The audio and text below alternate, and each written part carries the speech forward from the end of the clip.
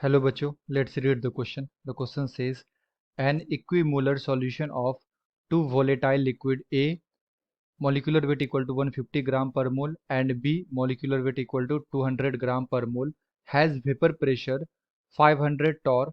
If vapor pressure of pure B is 400 torr, the mole fraction of component A in vapor phase is।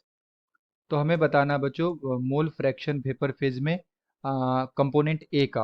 Okay and हमारा जो solution है वो equimolar solution है। तो आइए बच्चों सॉल्व करें इसे एंड देखें की कॉन्सेप्ट क्या है।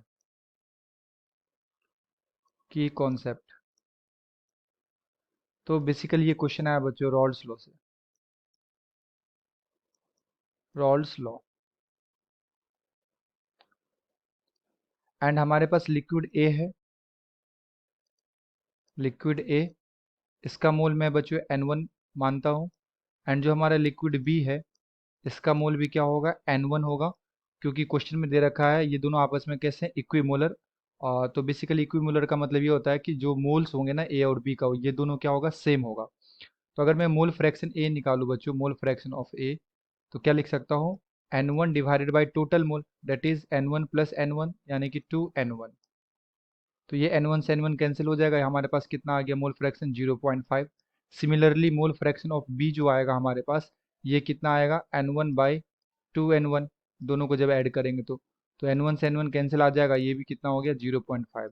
तो मोल फ्रैक्शन हमें दे रखा है बच्चों एंड हमें वेपर प्रेशर भी दे रखा है सॉल्यूशन का 500 एंड प्योर का भी वेपर प्रेशर दे रखा है 400 torr. So we apply Raoult's law. तो रॉल्स लॉ क्या बोलता है पी ऑफ सॉल्यूशन जो आएगा वो किसके इक्वल आएगा P naught of A chi A plus P naught of B chi B.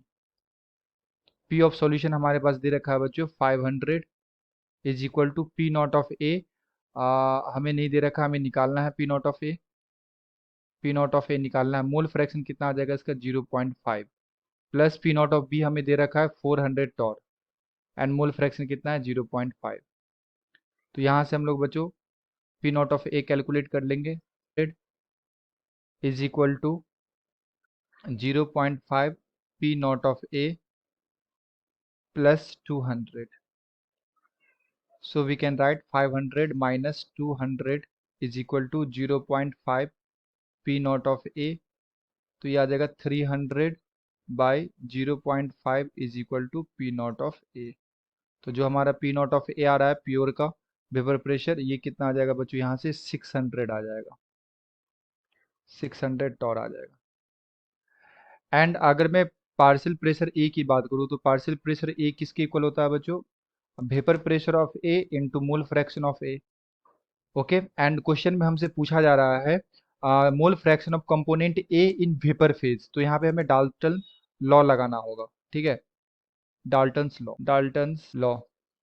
तो डाल्टन्स लॉ क्या बोलते हैं बच्चों कि जो पार्शियल प्रेशर होगा कंपोनेंट का, पार्शियल प्रेशर ये किसके इक्वल होगा ये मोल fraction of component A, mole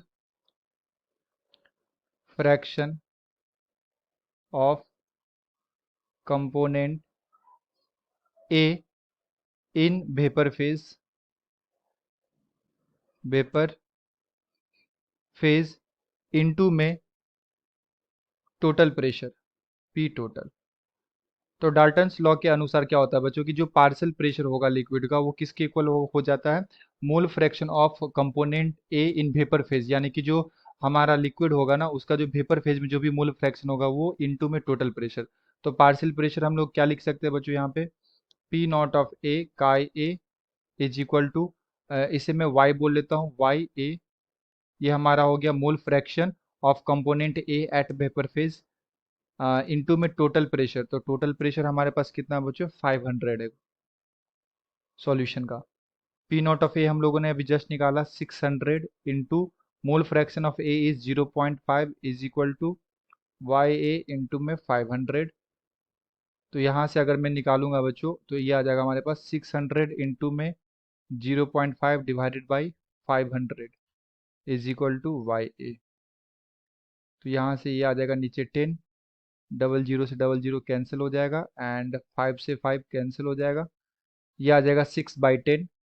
so Y A equal to आ जाएगा हमारे पास 6/10, दैट इज इक्वल टू 0.6। तो वेपर फेज में जो हमारा मोल फ्रैक्शन आएगा वो कितना आ जाएगा, 0.6 आ जाएगा।